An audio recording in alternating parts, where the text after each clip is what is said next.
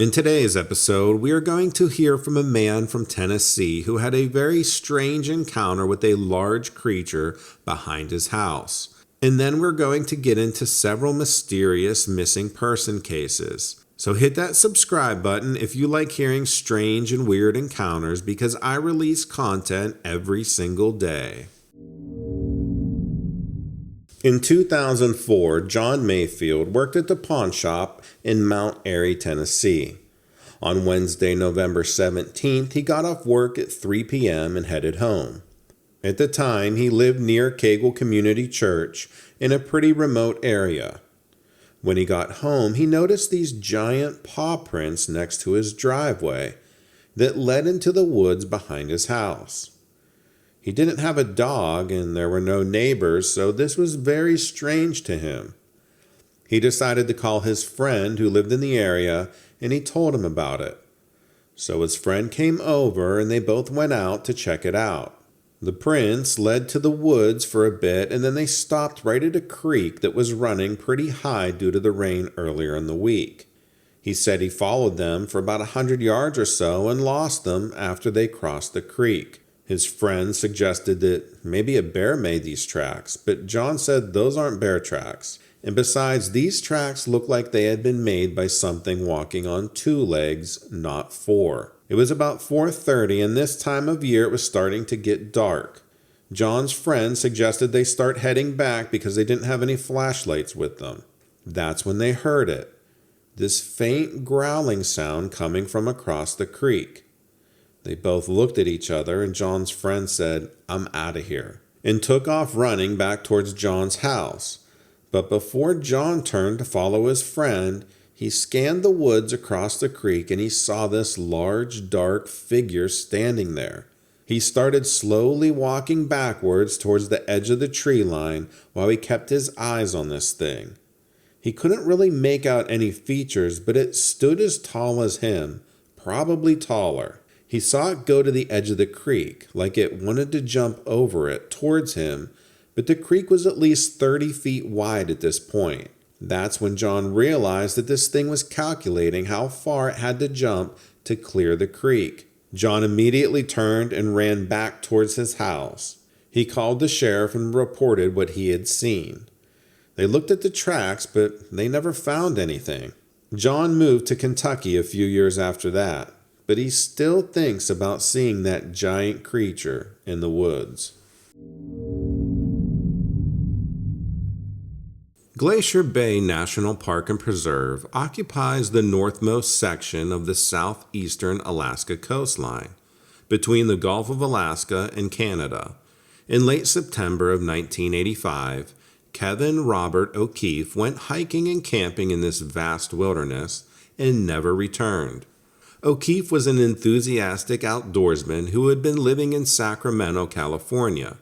He had a lot of experience in the wild, and he had been planning a trip to Glacier Bay National Park for quite some time. Not only had he taken several survival courses prior to arriving at the park, but he also had taken enough supplies to sustain him in the wild for up to a month.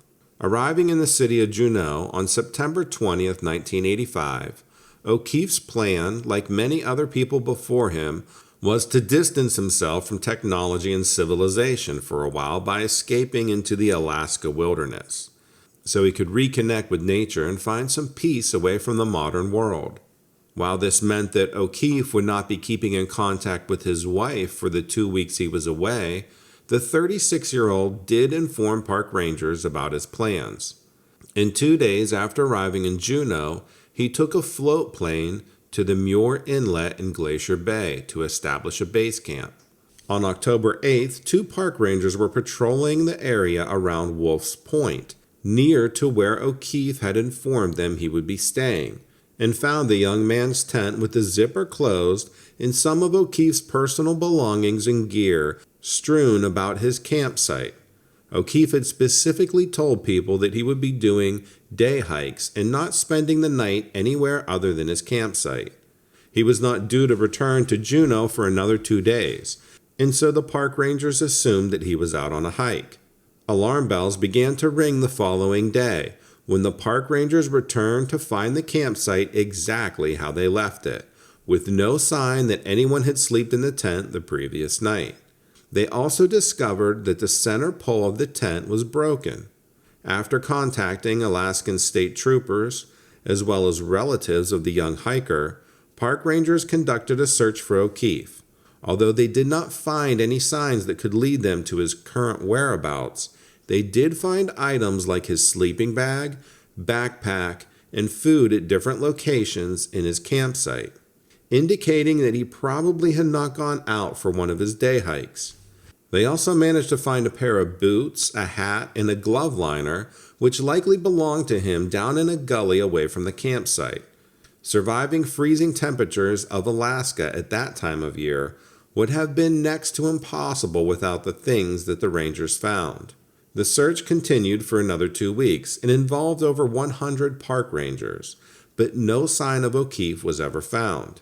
Perhaps the strangest part of his disappearance was the copious amounts of food found at his campsite the first 2 days of the search, which apparently no animals had come to scavenge in that time. The Chugach National Forest in south central Alaska covers almost 7 million acres of glaciers, forests, shorelines, and rivers, and within this expanse lies the peak of Mount Marathon.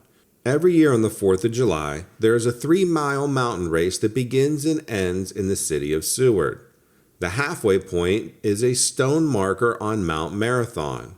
It was here in 2012 that a man named Paul Michael Lemaitre went missing in broad daylight and never to be seen again.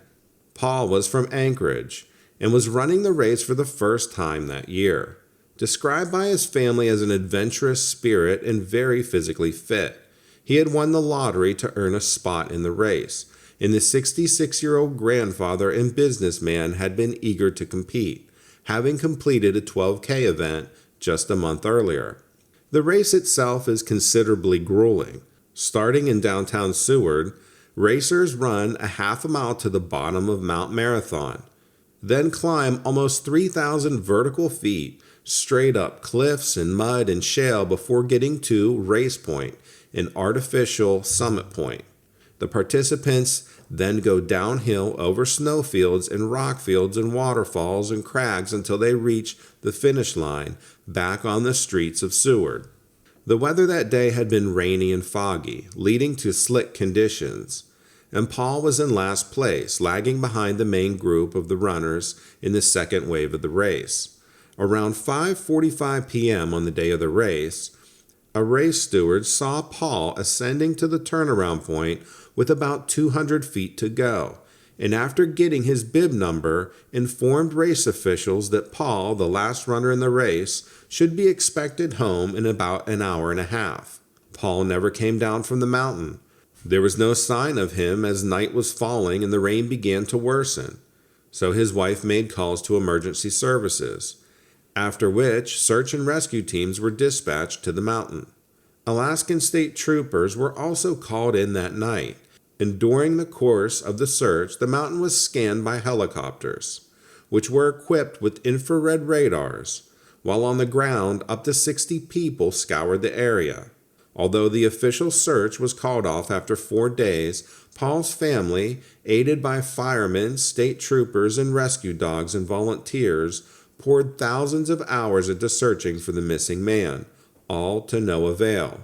Paul's disappearance attracted widespread media coverage at the time as well, but not a single trace of physical evidence was ever found that might lead to the discovering of what happened to him. In an interview on the subject a number of years later, one relative of Paul said, "The mountain swallowed this man." 2012 was an unusual year in the Mount Marathon race. In addition to Paul going missing, 2 other runners were badly injured during the race, one with serious head injuries. In response to Paul's disappearance and the unusually severe injuries suffered by the 2 other racers, several safety improvements were made prior to the 2013 race. Similar to the famous Bermuda Triangle, In the lesser discussed Michigan Lake Triangle, the Alaska Triangle is an area that has a vast history of odd sightings, strange occurrences, and above all, cases of missing people. The triangle covers much of Wrangell St. Elias National Park and Preserve in south central Alaska. And it was here that 55-year-old Richard Lyman Griffis from Spokane, Washington, disappeared in the summer of 2006. Griffis was an inventor who had grown up in Florida, dreaming of one day living in the wild and remote far north, described by his family as having an active imagination and a curious intellect. He was a big man, about 6'2" and 220 pounds. He had traveled to Wrangell to test out an invention of his, a bright orange survival cocoon, that would allow him to brave the rugged terrain and harsh weather in the national park. Before taking off, Griffis told his friends in Florida that he might winter over in Alaska. In September 2006, he had been dropped off by the bus along the Alaska Highway and left some of his gear at a lodge near the White River. He told people there that he would be going upriver to McCarthy, an outpost town in Wrangell St. Elias Park, to test out his orange cocoon. This was the last known sighting of Richard Lyman Griffis. Due to the landscape and the weather in that part of the world, searching for missing people in the wilderness of Alaska is extremely difficult at the best of times. But the search for Griffis was made even more difficult by two things: the fact that he had not told anyone exactly where he was going, and he was not actually reported missing until almost a year after he was last seen. After a battle with cancer, his family mostly had lost touch with him. And when they contacted the family after he was reported missing, they didn't even know that he was up there. On top of that, search and rescue teams are limited in Wrangell due to its extreme size and isolation. While the search efforts for Griffis were hampered by these factors, it was expected that some sightings of the inventor's bright orange cocoon would be found.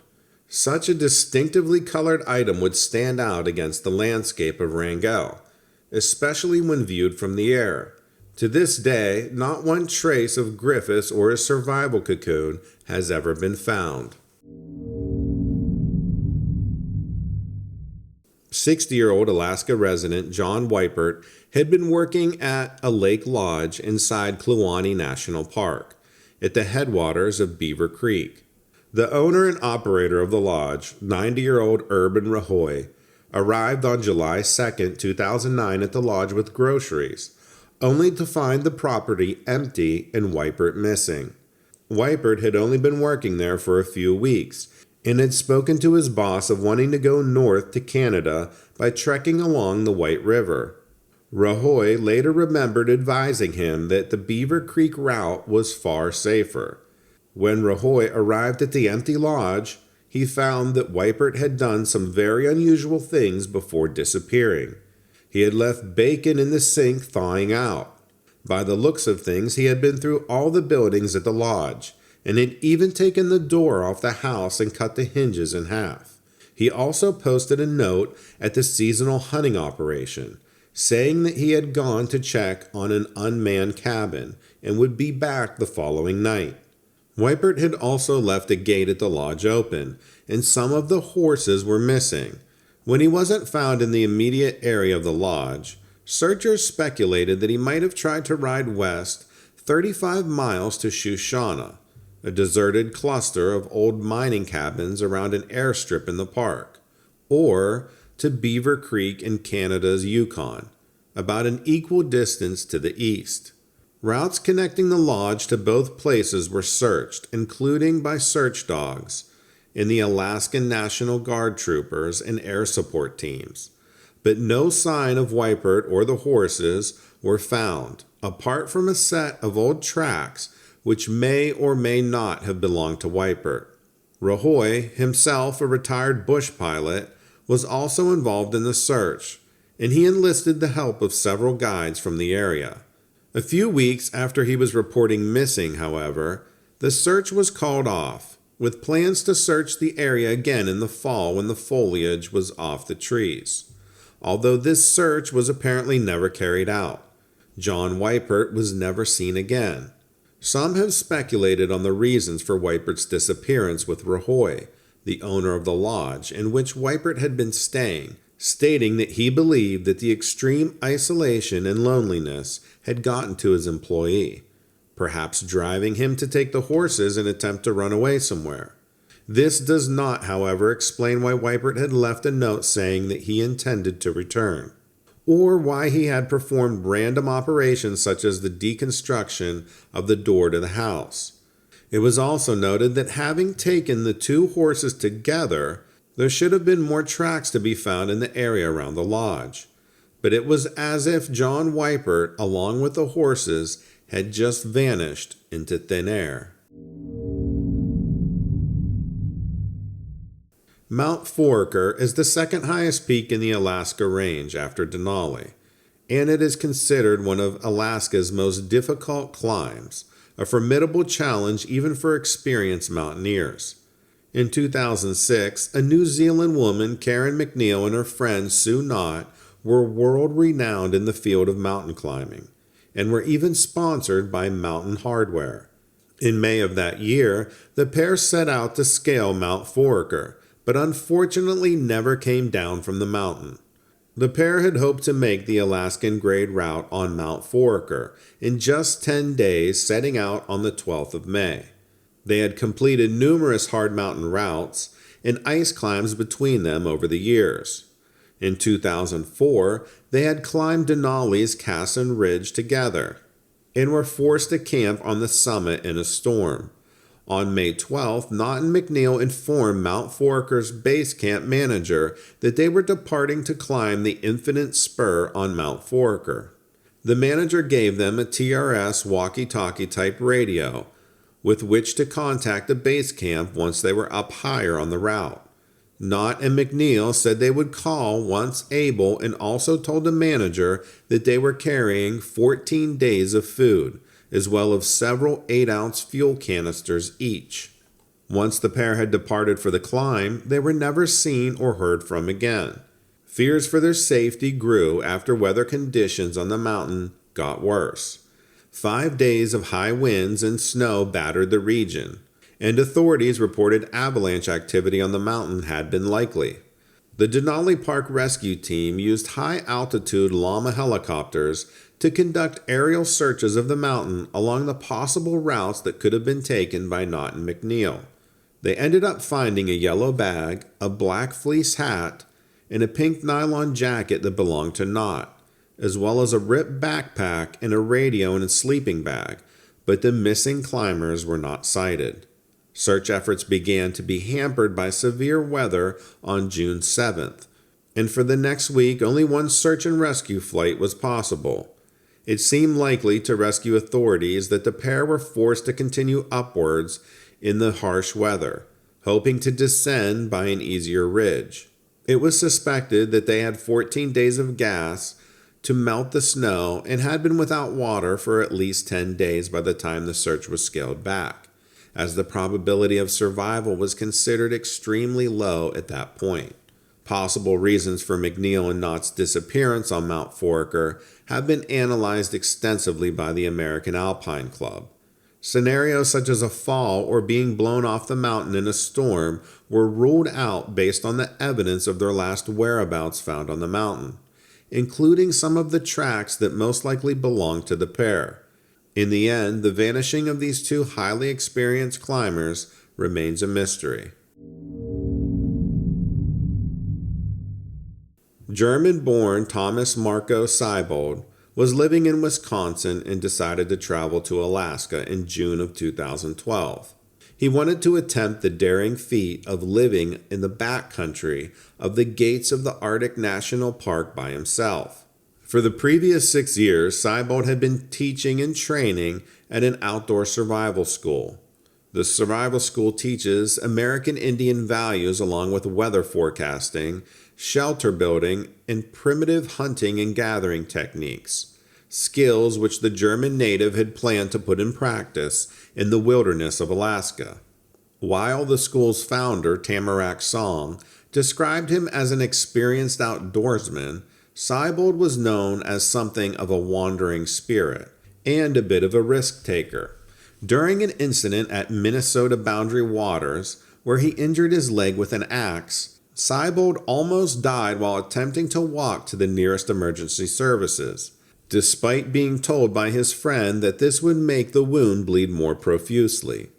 During the winter, Cybold would often spend days or weeks at a time in the forest in primitive handmade shelters of his own design, whilst living off handmade snare line and making his own clothing from animals that he had eaten.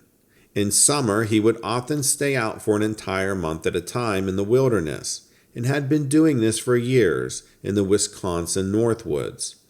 Cybold took a 6-month leave absence from his survivalist school in order to make this trip to Alaska, which he began at an Alaskan native fish camp in the southeastern part of the state.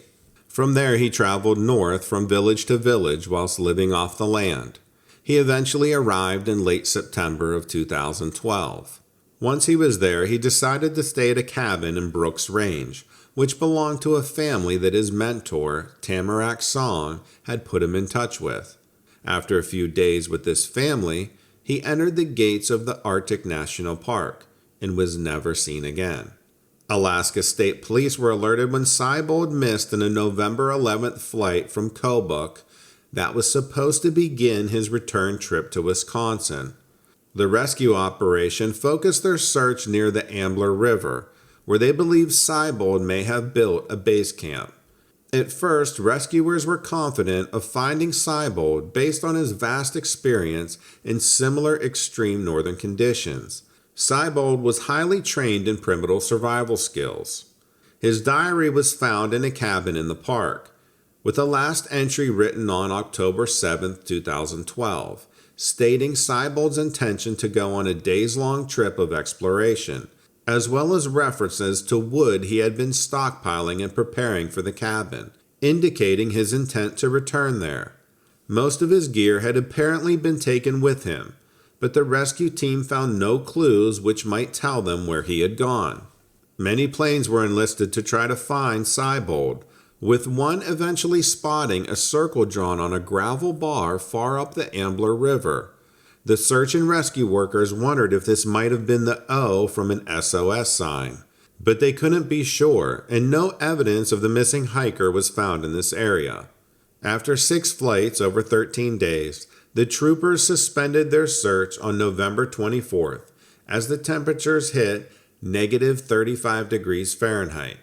But the search was continued by Cybold's family and friends after they had read about successful rescues of others who survived in the Arctic conditions for up to 49 days, without food, equipment, or training, and Thomas had at least some of all 3.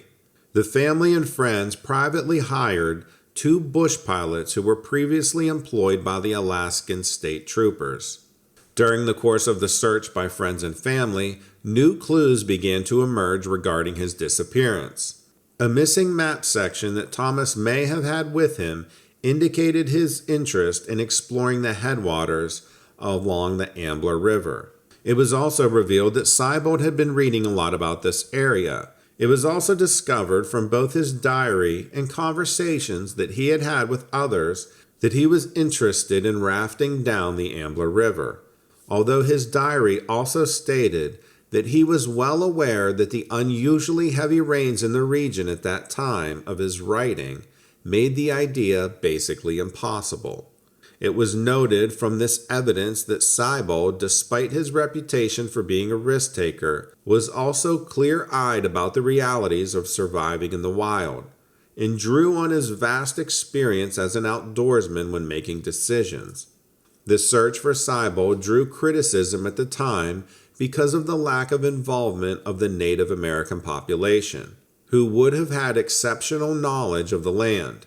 When some of these people eventually came to aid the search, it was only through hearing through the grapevine that someone had gone missing, and not by direct engagement by the Alaskan state troopers. Cybold's disappearance is considered one of the most mysterious disappearances in recent times in Alaska. He was also uniquely cut out to survive in that terrain and climate, as well as the fact that most of the dangerous animals of the park would have been in hibernation at the time he vanished.